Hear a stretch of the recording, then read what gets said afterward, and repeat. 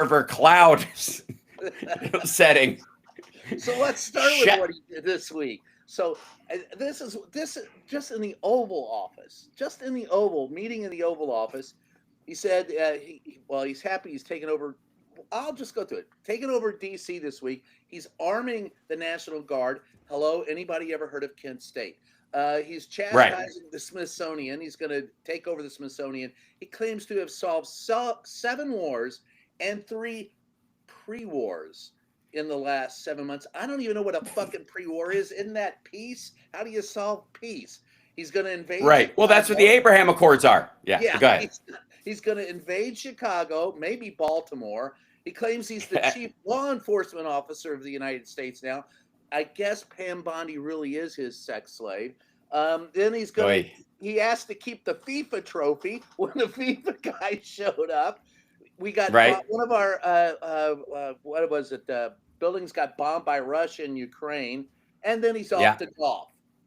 I mean, I don't even. That was just in one freaking day in the Oval. It's hard to believe that just at the beginning of the week, yes, with the European leaders talking about Russia. Well, here's the thing. That's how many things it takes to distract maggots from Epstein. And they still didn't do it. It still didn't work. It still didn't work. Like 9 different things. He's throwing everything against the wall. Nothing is sticking. Okay, did I skim over John Bolton and the raid and about John Bolton and ships and troops to Venezuela, which curiously enough are tied. They are linked because if you'll recall, in the first Trump administration, John Bolton was the architect behind the sanctions against Venezuela, who at the time said he wanted to force choke Venezuela into compliance like Darth Vader. Yeah. Right? That was his thing. And ironically, by comparison to what Trump is doing right now, John Bolton's plan for Venezuela was more tempered and diplomatic. It was all based on sanctions. And Trump's like, sanctions? John Bolton's a crazy person. I'm sending warships to Venezuela, which again was another maggot freak out. I think they have a 2-tiered approach, and I'm curious to your take on this. I think on the one hand, they have the I'm doing the job approach. So they can distract from Epstein by going, I'm busy cleaning up the streets. I'm putting in new sprinklers in the lawn. I'm cleaning this place up. Right, yeah. And always has. And like every time I'm in DC, I go out to dinner and my girlfriend and I walk around DC. This is just stupid. Yeah, but anyways. Oh, well, I say DC is about as dangerous. I'll say it this way. Yeah. I've been to high school football games in Rockville, Maryland, 10 miles north of the district, that are far more dangerous than anything I've ever experienced in the district, even after midnight when the vampires from Georgetown are on the march. But exactly. So I completely agree. I think Trump actually thinks that there's a TV playing Escape from New York is a window to the outside world. Yeah. That's it. He gets stuck in. But what I'm saying is that the sending of the warships and all that kind of stuff is the other side of it. So one side is I'm cleaning up the place. I'm going after the deep state with John Bolton, which is insane because the idea that I guess he's behind climate change. And the pandemic as well. Like, what part of John Bolton being the face of the deep state makes any sense to anyways? But Trump hired him, never mind that part, and goes after his own people, which he can't get evidence against Clinton or Hunter Biden or anybody and get their place raided because he doesn't have any evidence. But he does have evidence of other people, including the fact that he worked with them. I mean, all he has to do to get a warrant is go, Judge, they worked with me. Like, oh, okay, yeah, that's good. That's a good. that clears up for a warrant. You're obviously they're up to something sketchy. So on the one hand, he's like, I'm cleaning up the joint. We're sending the National Guard in. We're getting the immigrants out, which is we've got to talk about on its own thing. Yeah. And then on the other side, he's trying to distract by doing stuff that's arguably worse for maggots on top of that, which is giving selling weapons to Europe that they will give to Ukraine, which they think is just prolonging the inevitable, which it isn't, because Ukraine could kick Russia's ass in an afternoon if we let them use everything at their disposal. Everybody's just afraid of nukes. He didn't solve Gaza, but now he's sending arms, more arms to Israel. Like basically took him off the leash, and it's about arms sales now. He wants to be Victor Boot for the United States, well, and then he's sending largest arms supplier. So there is that. Well, right. Well, we are the world's largest overt arms supplier. Right. Every machine gun on the continent of Africa that is being fired in anger is an AK-47. So, and that's not an accident. Russia is the largest covert, and China does the knockoffs. So if you see an American-looking rifle, it's a converted Chinese rifle throughout most of the Middle East and Africa. It's a fine piece of implement of destruction. So that's sure, but it's very distinct in its sound, and it makes it sound like a Russian battlefield no matter where you are. Yeah. That said, he's trying to distract by doing things maggots will like and things they will get more outraged over because it's an immediate problem, like sending ships to Venezuela. So and it's not working. My take on it is I think that Donald Trump stepped into it beyond belief. There was what you said, and it's in the documentary. By the way, I sent you a copy of it. You said something that I remember from back in January. He got elected pretending to be Santa Claus, promising everything to everyone, and so MAGA, he promised them all these things. And now he's being held accountable for the things that MAGA wants. And that is a complete release of all the information on Epstein. This is the one, I sort of got it. If you had said a year ago that the unifying force in American politics would be Jeff Epstein, I would have thought you'd taken the wrong acid at Woodstock. But this is exactly where we're at. The far left. That's what I said, though. That's what I mean. Like he promised, because, okay. He promised there is hasn't delivered it, and they still want it. And since they're conspiratorial minded, they're not going to believe anything that it does. Because their personality, their own self-worth is predicated on sticking to it. There's a difference between like they believe in him, so their belief in him is their defining characteristic to themselves, their friends, and their people in their social circle. There is an entirely separate bubble of their self-identity, which is I'm against child sex trafficking. Jeffrey Epstein is connected to a big bunch of cabal of baby brain-sucking monsters that live in a hollowed-out military base in the middle of the Nevada desert where they, eat baby milkshakes and suck adrenochrome tablets, up through their place in D.C. Yeah, right.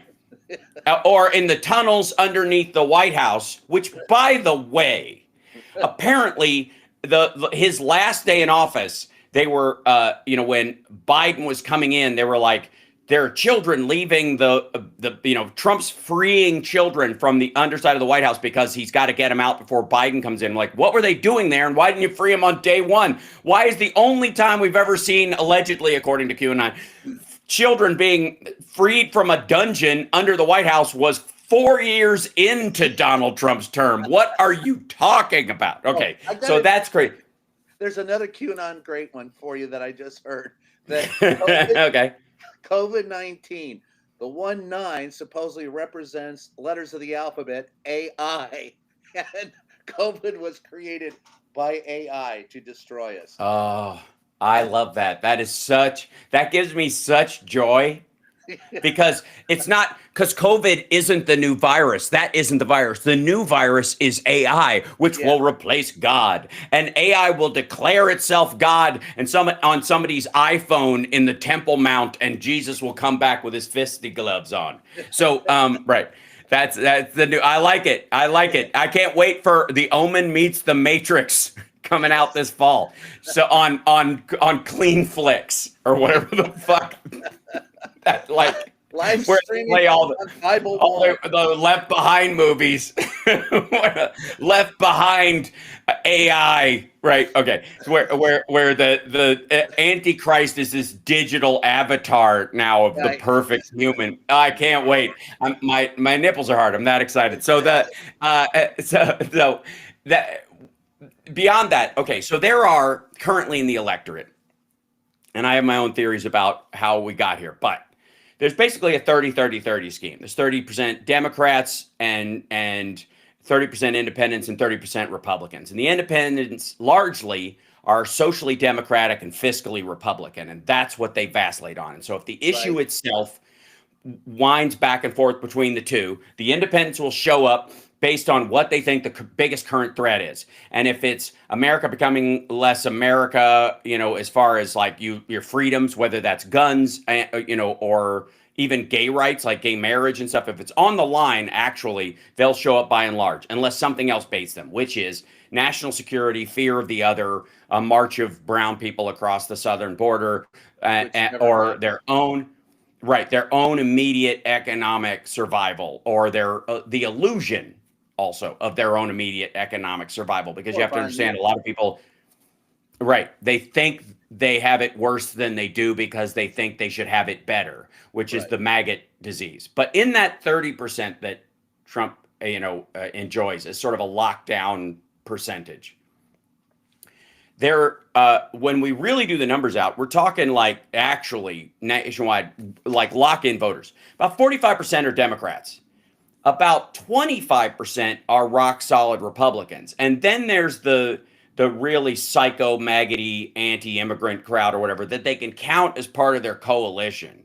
And then, Democrats spend a lot of time trying to scoop over 6 to 8% of the independents over to their side. And that usually can give them the, control if they do that, as long as they don't lose it. But in the case of Trump's like maggot coalition, they basically brought down through uncommitted and all these, genocide Joe assholes, diminished the Democratic vote and allowed him to win with a very small margin, and a very low turnout in that regard.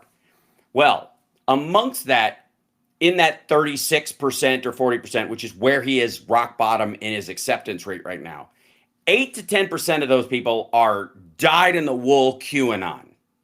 That the most important issue to them is this conspiracy Alex Jones thing about baby eating Democrats, Huma Abedin and Hillary Clinton walking around spirit cooking parties holding a live baby with a straw in its head and just sucking on that. And somehow, by the way, it magically keeps them young, even though they're aging like tuna fish on a windowsill. That's the other thing. Like, sorry, why does Hillary Clinton still age like a normal person? If any of this, never mind. Okay, so, go ahead. It's so nuts. It's so nuts. But that point, that 8% is the point I'm talking about. Those are the people where their identity is more about Epstein and QAnon and the cabal than it is about Trump. As much as they believed in him, it's there. If in the 80-20 rule of their psychology, 80% of it is there is a child sex trafficking cabal run by elites that controls the whole world and decides our leaders and our money and oil and probably our aliens that make human milkshakes, right? That kind of stuff. And lizard people and grays and all that shit, like flat earth. Like there's a whole sidecar of that stuff. But that's more important to their self-identity than their allegiance to Trump. Yes. They might think it's 50-50, but it isn't. That's why there's a couple things to say about that. One, I saw a QAnon who could I have been wrong? I saw Donald Trump in the Oval Office. He looked like the lizard we now know he is. So I think he's lost. Yeah. I think he's lost. That's what I'm saying. That's what the redistricting is about. Right. And that's part of it. And then the other part of it is if you listen to him lately, he sent an email out to his followers yesterday that said, I want to get to heaven. Help me by lying, cheating, locking up. By the way, I'll be on the golf course today. But he's appealing to the religious fanatics I think to try and overcompensate for losing QAnon. But I don't think he's successful there either. Well, there's a huge overlap in that crowd, so you kind of can't. Yeah. But I don't think it's going to work. And I think there is one of the people I spoke with from the White House said their big fear is that, and I use it this way, if you think that Joe Biden slid into senility, I think Donald Trump took the ice water plunge. I mean, there's no doubt he's not the guy that he was when he left, much less the guy that first walked down, his golden stairs. And he makes no sense anymore. And I think it's starting. I know there are people in the White House who are concerned about it, and I know that they're concerned that Stephen Miller and Susan Wiles are the ones holding his leash, and Yep. as well as the morons in the DOJ, and that they're going to take him into uncharted waters that are even unsafe for him. But what the biggest factor to me in all this is, what about all those fuckers that didn't vote last time? Right. Are you going to sit by and let this? I mean, he's going to try and steal the 2026 midterms without any doubt. And yeah, I think but there are a bunch of not just Democrat leaning independents, but alleged Democrats, and I call them faux-gressives on my show, fake progressives, yes, people who seem to be against every step of progress you could possibly make.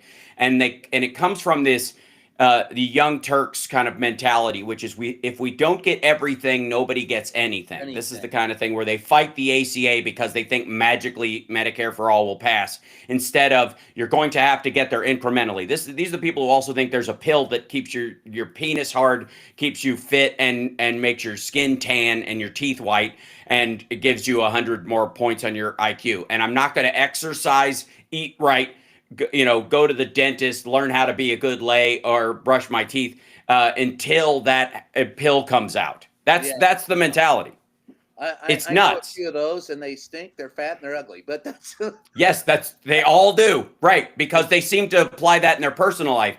There's maggots just like them. But that whole if we don't get everything, nobody gets anything, like I'm taking my ball and go home thing, only works when nothing's on the line. That's one of the reasons why, like, the VC capitalists and Elon Musk, and that's why Elon Musk had his little Doge fallout and it ain't working, is because when you work in software, everything's expendable. When you start making hardware, you're making cuts that you don't give a shit about. You need to make it smaller. You need to make the battery life live longer. You need to make it weigh less. And so you'll kill features or purposeful elements of it if you just to meet what's called minimum viable product. Well, when it comes to Medicare, Medicaid, and Social Security, we are at minimum viable product. Right. If we had the quality of care that we could afford as a country, and switched from, took 20% of what we spend on defense and said, you know what, the chances of a person dying of an infectious disease in this country is 1,000 times higher than them being shot by a foreign force, much less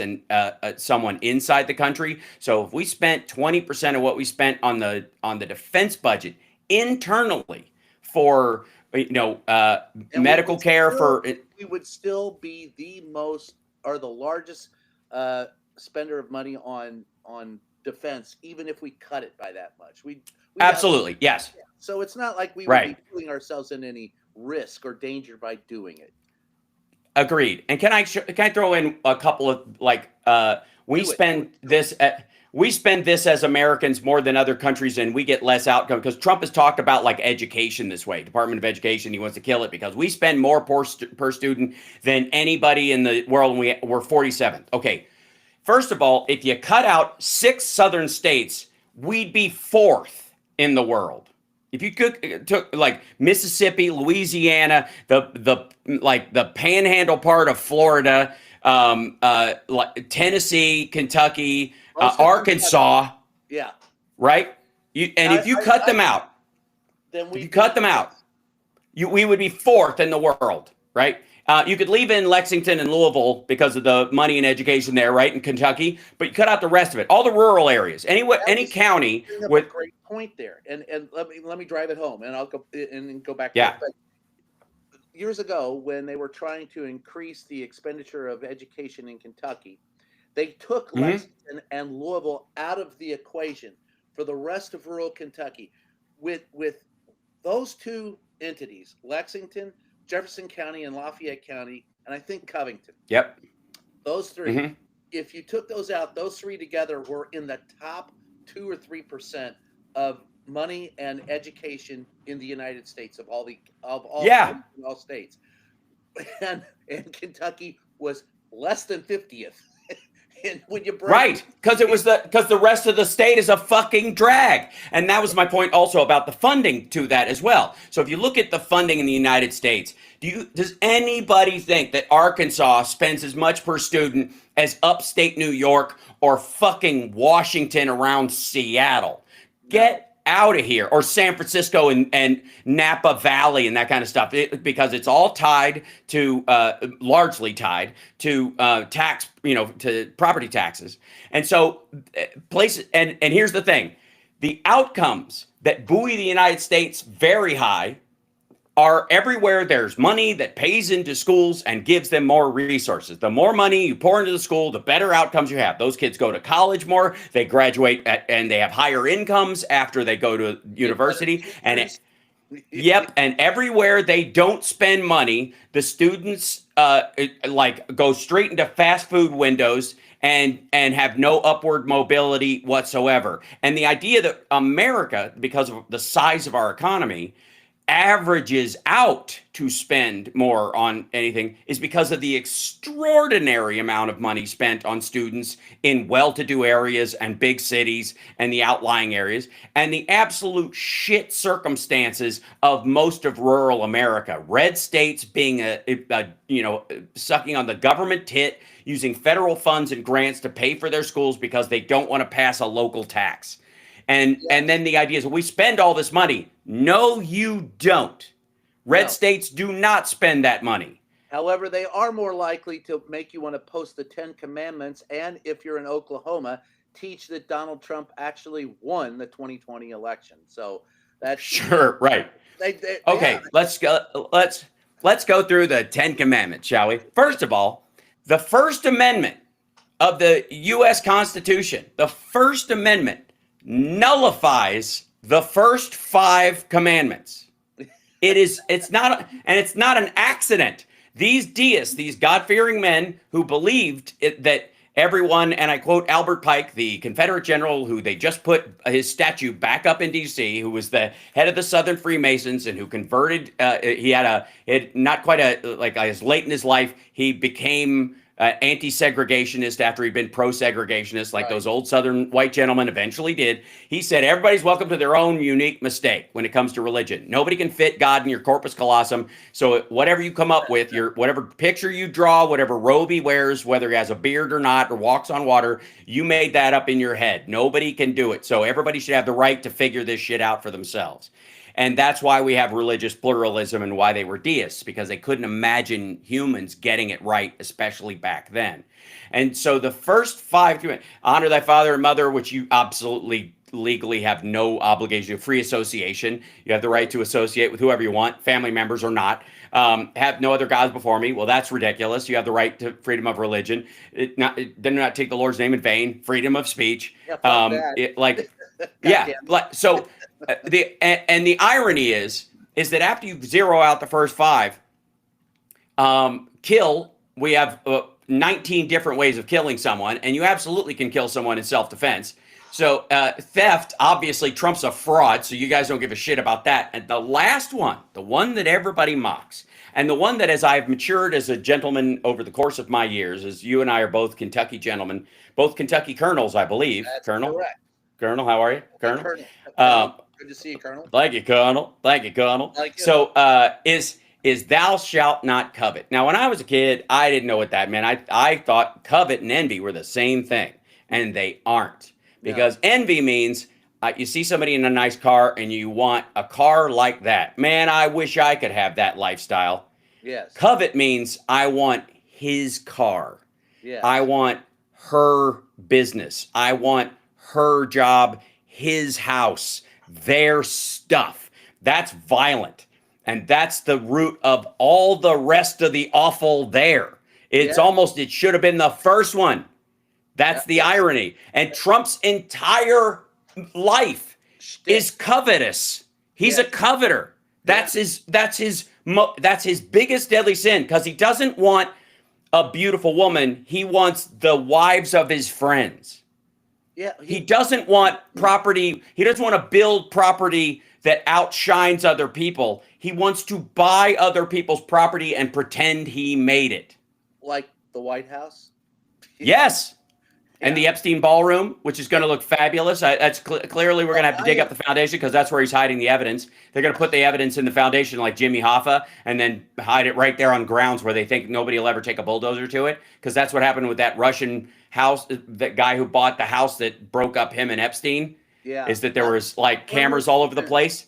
I am firmly convinced that Donald Trump will not leave the White House until he's able to lie in state in his own ballroom. He's turned the Rose Garden into Mar-a-Lago North. I mean, it looks it's horrible to look at. It's like a look. Captain Kankle's McTapioca brain is not going to have a choice when he leaves. He's either going to be wheeled out soon, or he's going to waddle out at the end of his presidency in shame. Because I think he could go out on the back nine. I think he could be at Sterling, Virginia. He'll be in a sand trap. He's going to, as soon as he hits the ball, so as the ball bounces off a pine tree and lands on the ground, Donald Trump will land right next to it. I agree. Here's the thing. I pray to God it happens on his own property or in the White House. And here's why. Because maggots will, if it happens anywhere else, if he's in Philadelphia at a fucking bullshit rally or something, and he pulls an Elvis, they'll think he was assassinated and somebody sprayed something in his fucking face. But if it happens in the White House and that they'll go, he's gone, and it was so perfect, right? Yeah. So he was. By the way, speaking of this, is one thing I always put a plug in for. If you're gonna bring back, I don't know, statues, how about we erect one? I want Brigadier General Montgomery Meigs to get one, because he was the quartermaster in the Civil War, the U.S. quartermaster, who took Robert E. Lee's home and turned it into a graveyard. He said, "Fine, you killed him. We're putting him here, buddy." And right. I think that guy on it. It's a great idea. Yeah, Arlington National Cemetery exists because Meigs was pissed off at Robert E. Lee, and you gotta love it. Oh, that's so good. And you know what's funny is, like, you could put that would be one of a good stealth statue to put up, where you don't explain that until people realize why later. Because people like sometimes forget why a statue was erected in the first place. They just go, "Oh, that guy was whoever." And then they read the plaque and you're like, "No shit," right? Like, that would be one of the greatest no shit. You know what we ought to do? You know, Trump's fucking dumb garden of heroes. Oh, yes. We should commission a statue for that. Yeah. We should insist. And Trump won't fucking know. No. And they'll go, "Oh, he's a white dude. He just rubber stamped the shit out of that." One of the things I wanted to talk, you and I were on stage with Tom Arnold. We were talking about comedy as means to combat this stuff. Now, I got to admit, it's disheartening what we're going through, but I do laugh every damn day at the just blatant stupidity. So when South Park came out and his ass, I was like, see, listen, why don't the rest of the media grow a set of nuts and go after the guy with this? Dude, well, first of all, I think part of it is, especially the normal media, is most of those people don't have a sense of humor. They're bred, it's bred out of them.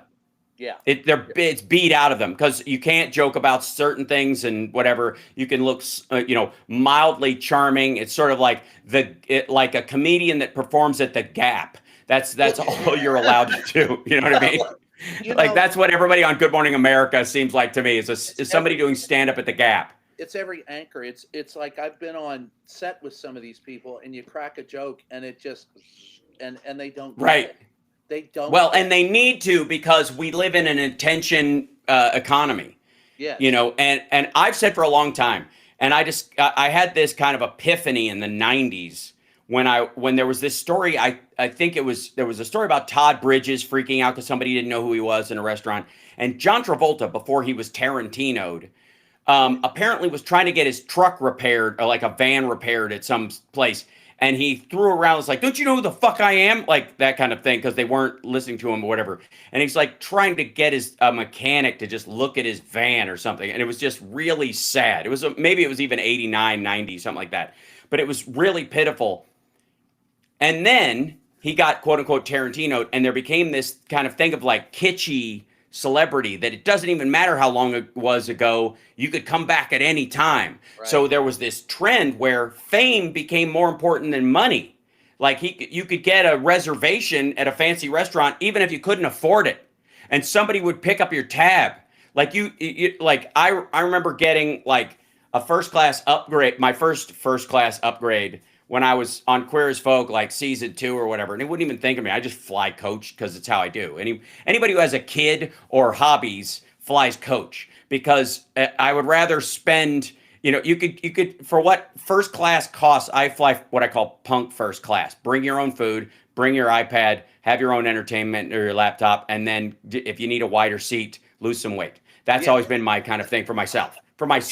And so yeah, exactly. So you stick your legs out or whatever. If you're tall or you're large and you just can't deal, then please go ahead. But you're better spending that money where you're going. You could get a better hotel room for 5 days and a whatever for the cost of the maximum 3 hours you're on the plane or 5 hours. So I always did that, and I got my like first class upgrade because a gay flight attendant loved Queer as Folk, and it didn't even occur to me that it was doing some good for some people, and they were so nice and so gracious. They're like, come here.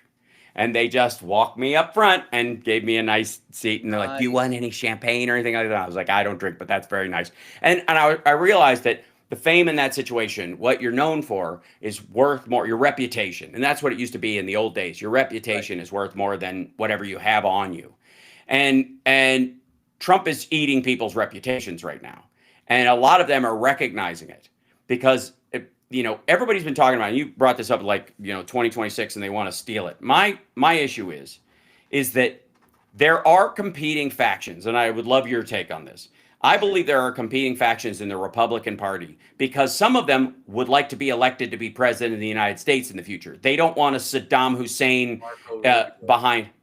Yeah, right. They don't want to lose that chance because Susie Wiles controls the elections and decides J.D. Vance is the guy, and then Peter Thiel gets to pick the next person. They want to actually be able to run because they think they can win. And Trump's like cultivation of ego and the idea of ego based on that attention economy, which is the ad absurdum version of what I was talking about reputation and fame, is all of these people like they have to use whatever their history is to get elected to a genuine seat. Otherwise, what's the point? If you're just on a lazy Susan of authoritarians, none of them can get the same ego boost out of it. And unless you're a hedonist like Vladimir Putin and who's just a violent monster, which I don't think we really have those kind of people in the chute just because of what's required in our government. It's just different. There's a lot more hedonists. I will say that. Abject, as my friend Chris Bono would say, more oil for the senator. Like just they like we have at our worst kind of we have like Diddy party Republicans, right? Yes. But we don't have any closet serial killers who found a job. It's not quite the same thing. That we know. Well, of course, right. That's as Edmund Kemper said in Mindhunter. Every idea you've gained about serial killers has come from the ones you've been able to catch. Right. Well, and from America's Most Wanted, when I worked there, I could tell you that according to Department of Justice, Federal Bureau of Investigation employees back when the FBI actually did, the job rather than, political witch hunting, there are at any one time more than 24 serial killers in operation in the United States, and we don't know who the fuck they are. It takes a while to track them down. And so that's frightening in and of itself. The fact that some of them are in government, well, yeah, I could see that too. But there's definitely most of them are truckers, long haul truckers. That's your first group. And then what you do? I thought it would be a rogue comic. One of the comedians on the road. Oh yeah, killing on the road for real. Yeah, that's right. Hey, he really killed. You're not kidding. He killed last night. Yeah, right. That's not what we meant, Gary. Right. Now there'd be a movie. So again, South Park and comedy are essential to dealing with shit like this. But here's the Mhm. other one that I saw. There was someone who did an entire column out. I have to call it up or send it to you about how part of the problem in the United States today is that rock and roll is at its ebb. Nobody really listens to it. It's not popular, so we don't have any good rock and roll protest songs like we did for Dead in Ohio. The Kent State Massacre. And I would love to see rock and roll make a comeback. I mean, Mhm. one of my biggest dreams is to be able to sing Roadhouse Blues where Jim Morrison sang it in LA. Yes. And I get it. But do you think there's any truth to that, or it's just someone blowing a rock and roller blowing smoke out of their ass? Do you think popular music makes any difference in the political sphere? Yes, and I'll tell you what. I've always said when it comes to art, go after the root, not the fruit. And the Right. problem with direct protest songs is that's going after the fruit, whether hanging on the tree or falling off. That's the result that any protest song that's ever been written, including the song about Kent State or Yeah. even Daddy, won't you take me back to Muhlenberg County, down by the Green River, Oh where the God. paradise lay? I'm sorry, my son, Lord, you're too late in asking. Mr. Peabody's coal train is hauled it away. That's after, right? Right. And it's referential. It's almost like telling the news instead of going, we're headed in a direction. And I would argue that there are plenty of political songs that have meaning and that have driven, quite frankly, the American spirit, but they happened 10 years before because they informed 15 and 16-year-olds on how to behave going forward. And we're seeing in the Charlie Kirk Turning Points USA crowd, we're seeing the Limp Biscuit douchebaggery bro date rape song trend come to fruition. In the same way that grunge, you could argue, led directly to the legalization of gay marriage and the understanding of, and perhaps the over medicating of children as a secondary affect, right? That everybody Right. was worried about depression and school shootings. Um, and so I do think it has an impact. I think the stuff that says it has an impact, like U2 songs, that kind of stuff, they come across as advertisements for the news, like a jingle for the news. They always have. Yeah. And unless you're a bunch, even, I would argue that, like at Woodstock, one of the biggest things, the biggest driver of the peace movement that was kind of associated with Woodstock was not the Arlo Guthries or whoever that came out and sang protest songs about the stuff. It was the audience in the middle of Hendrix playing or in the middle of the Stones or whoever else they were into playing, basically saying, why can't it be like this all the time? Right. Why do we have to have war, and why do we have to have this? Why can't we just this free love thing we're all engaged in and this camaraderie? Where is that? Why can't we make that happen? That's what actually motivates people, I think. Yeah. I think Yeah. the stuff You're that right. insists on motivating, and this is where I think like woke, what the Republicans will call woke programming failed, like the overt racializing or the insistence on a quota system in television or those kind of things where they're like, we've got one of everyone, so much so that every black woman apparently is a lesbian now and has a wife because we've already checked every other box and we don't have any lesbians, so give the black lady a wife. Like, it's, you know how many shows that's on? You would Yes. think there are no straight black women in the entire fucking country if you watched like And South Park mo- parodied that. Remember? yes, Make it woman and make it right. lame.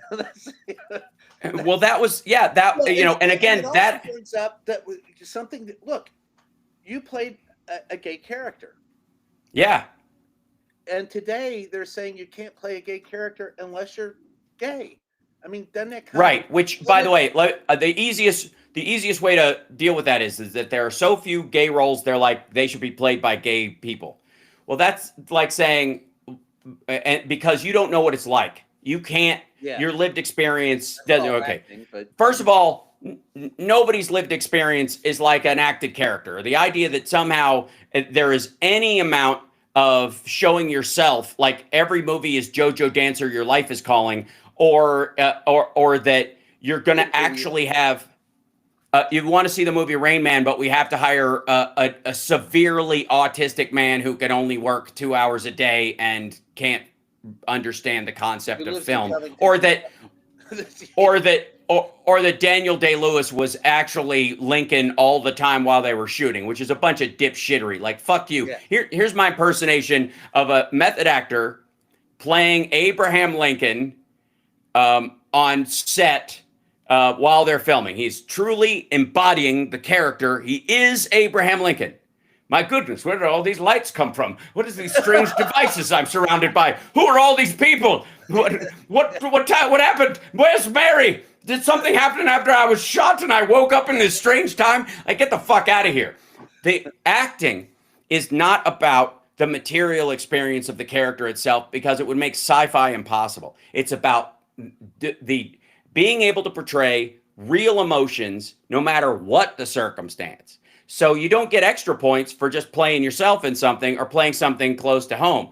And I would never insist, and I don't know anybody that, well, I was about to say, I don't know anybody that would, but obviously Dean Cain and Kevin Sorbo and a bunch of other people would absolutely do it, that says gay people shouldn't play straight characters. Get the fuck out of here. Because can you imagine if somebody said, you don't know what it's like to you can't understand a man with a wife. You're gay. You don't even like women. Like, can you imagine that process? That's fucking ridiculous. And obviously over time, Dean Cain doing it. But yes, I can too. And I would be against it. And so the idea that acting should go to and by the way, that also comes from people thinking that the acting is about them. And that goes to this sort of fame and attention stuff that Trump has brought up. Because acting isn't about you.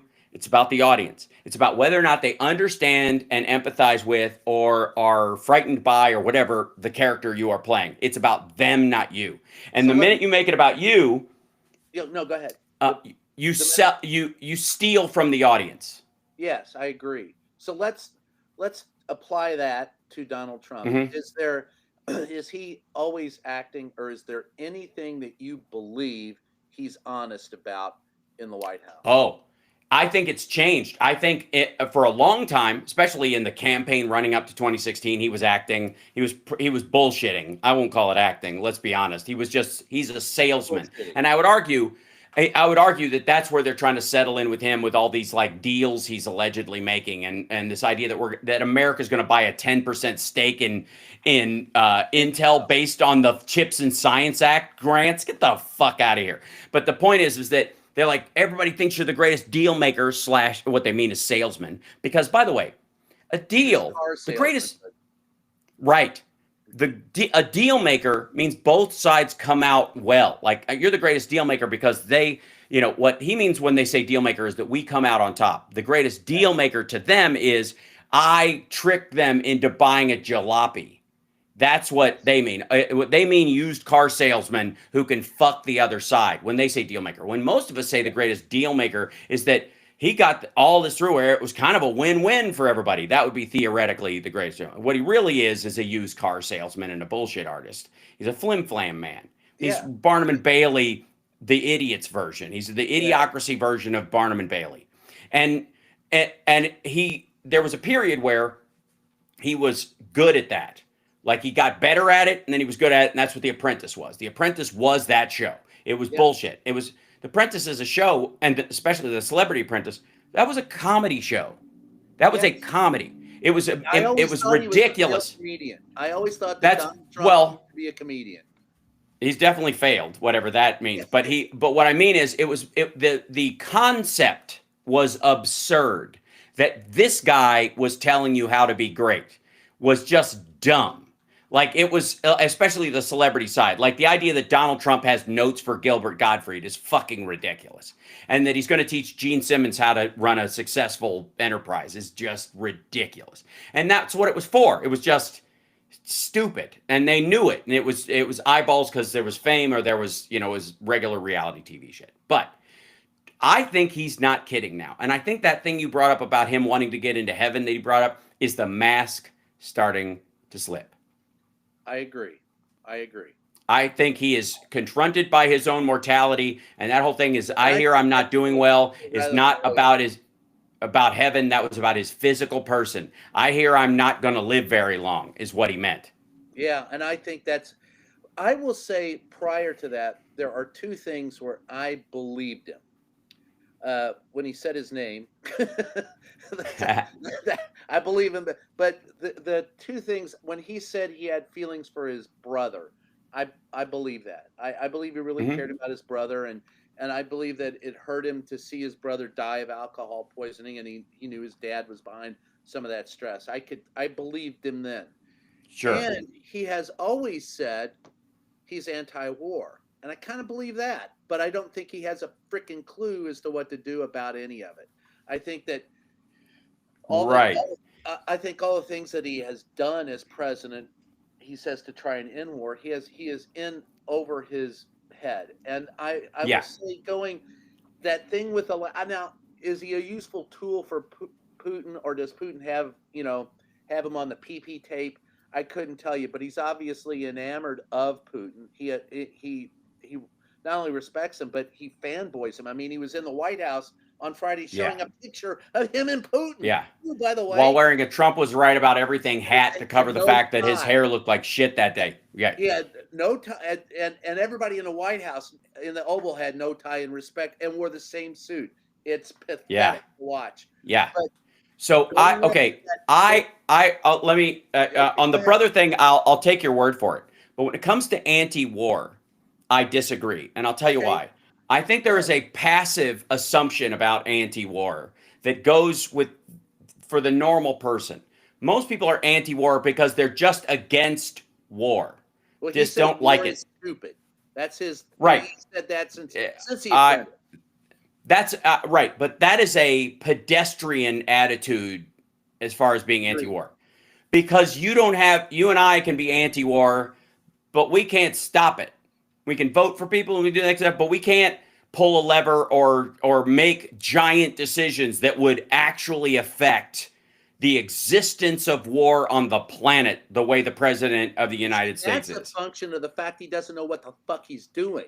I believe he Right, actually right. has that honest opinion. That's his honest opinion, but he has no fucking clue what he's doing. So it Right. looks like And so I think he is dismissive of war as a value point for something because America is safe and he doesn't care. He's a isolationist in a lot of ways. he just wants But to make I money.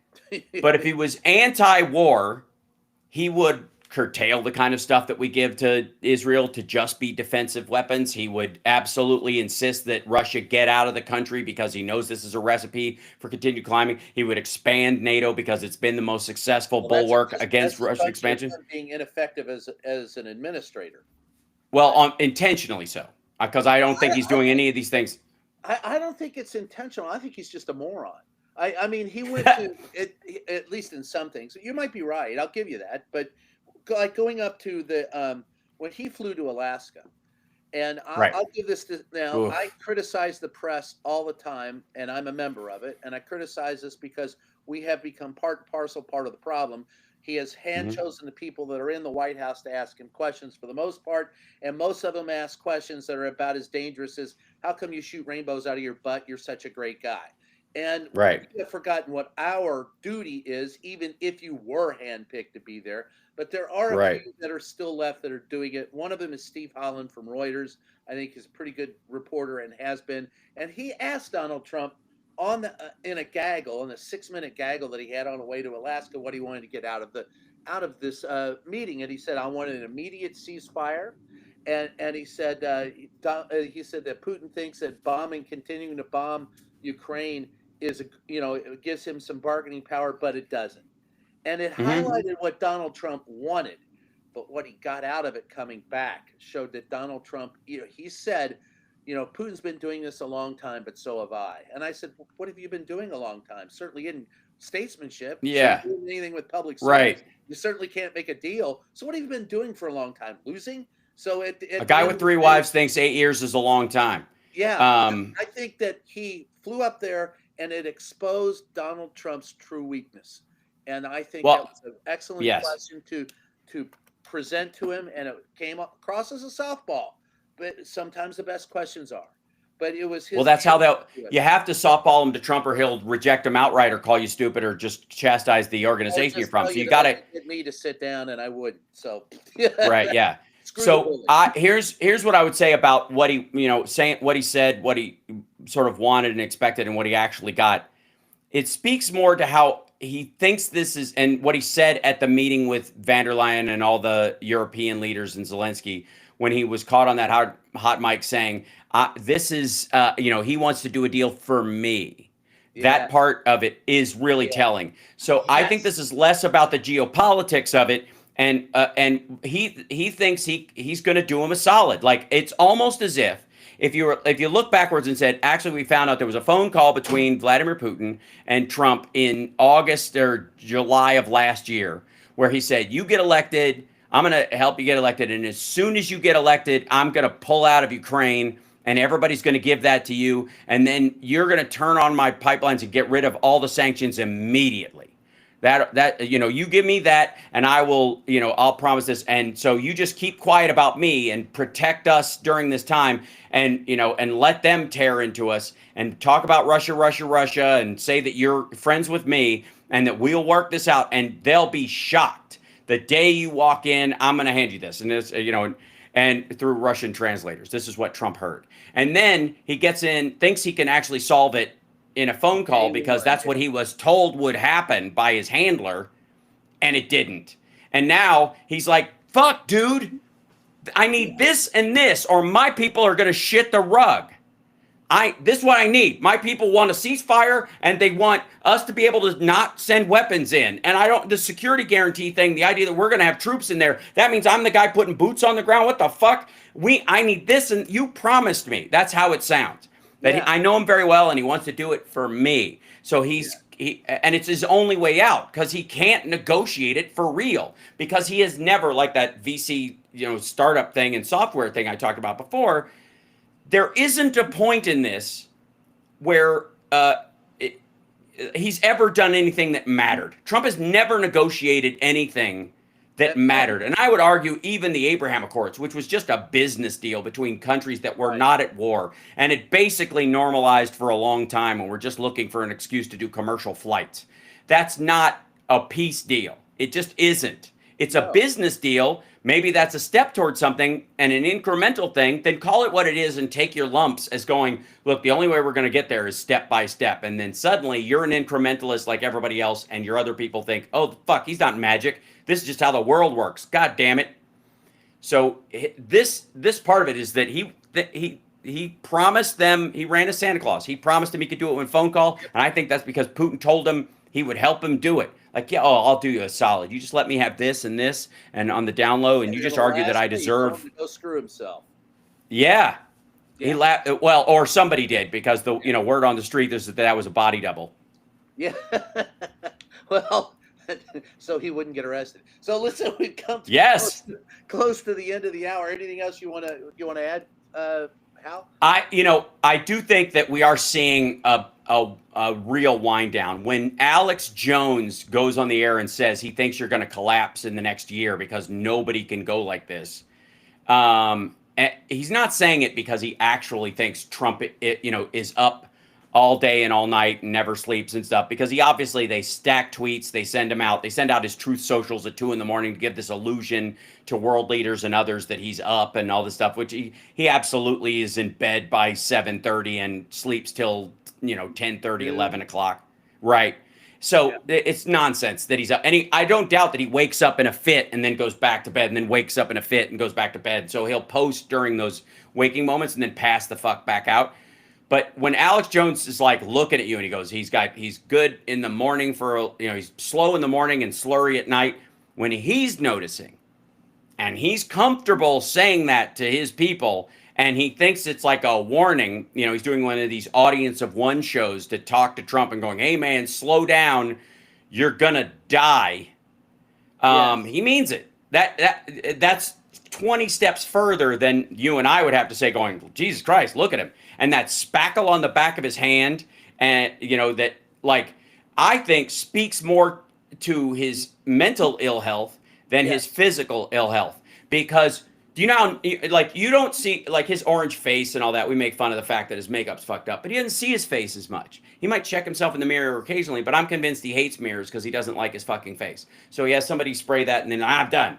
And that's it, right? Or he does it himself and that's fine. And he doesn't look sideways. He sprays on his spray tan straight into his mirror and doesn't check. Well, he has a different makeup person.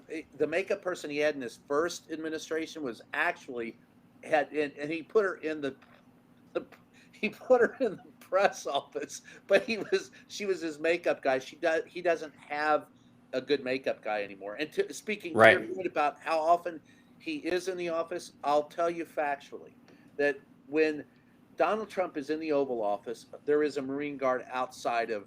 That's just tradition. That's the way it's been. Yes, outside the glass door, outside the building, right? Outside of the West Wing, there will be a Marine there. Routinely, that Marine in this administration often doesn't get there until noon or afterwards. And in addition to that, he spends 2 or 3 days. He's only working 3 or 4 days a week, at most. Mm-hmm. And like he took yesterday off, he took today off. He'll golf. If he golfs 2 days in a row, it's rare for him to be in the White House on a Monday. Out of the last 10 or 12 Mondays, he's only been in the White House on those, or been seen publicly on 2 of them. One of them last Monday because he had everybody in town. Most of the time, he's not seen until Tuesday.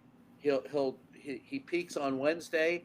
Caroline Leavitt will usually brief on Thursday, and Donald Trump is out the door Friday. You won't see him.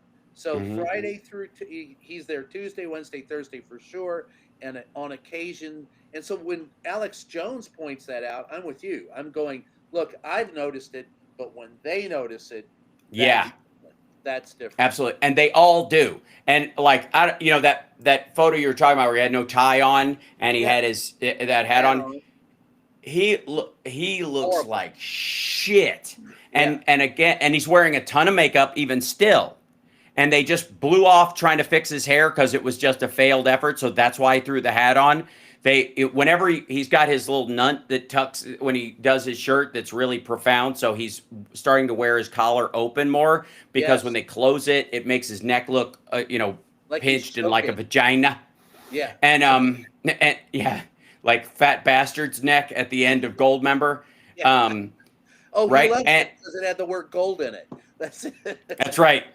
I love gold. Right. That's also another thing is like, the sort of ostentatious like ugliness of what he's trying to, gold up the White House because he's trying to make MBS and Vladimir Putin feel at home. He feels embarrassed going to their big gold plated, castles, but it shows that he misunderstands the job as a representative of the people and not a monarch. And you could tell, like anybody who does that thinks the job is about them. Yeah. And that's it ain't. It ain't. Well, on that wonderful thought, what do you want to plug, brother? Infotainmentwars.com is how people can get to my YouTube channel and they can subscribe. I'm trying to get my numbers up. I am at Flappers this coming Friday. If you want to come down. Yeah, all right. Come down. I stream that show for my Patreon supporters. So if people go to patreon.com/HalSparks and become a paid supporter, they get a free comedy show every month, brand new stuff that I write. Cool. And then next month, I love watching you. It's all new stuff. If you don't see it's Stream of Thought, Stream of Consciousness, and he comes out and it's very funny. I always enjoy thank you.